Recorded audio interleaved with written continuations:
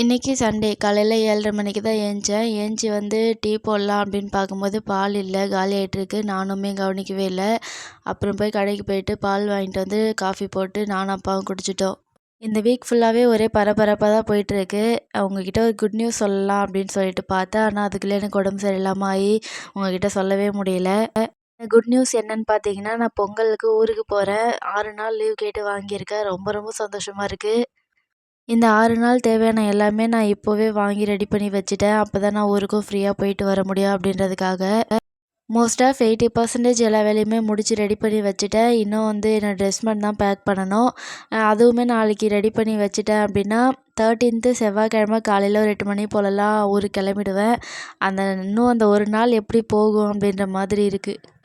இன்றைக்கி சண்டே சொல்லிக்கிற அளவுக்கு எதுவும் பெருசாக இல்லை, சுமாராக தான் போச்சு காலையிலேருந்து இப்போ வரைக்கும். இந்த நாய்க்கு நான் எப்போவுமே சாப்பாடு வைப்பேன். இது வந்து மேலே வந்து நக்கிற மாதிரி வருமா, அதனால் அந்த பதட்டத்தில் நான் அப்படியே கீழே லைட்டாக கொட்டிட்டேன். மற்றபடி திமிரா தூக்கிலாம் போட்டேன் அப்படிலாம் யாரும் நினச்சிக்காதீங்க.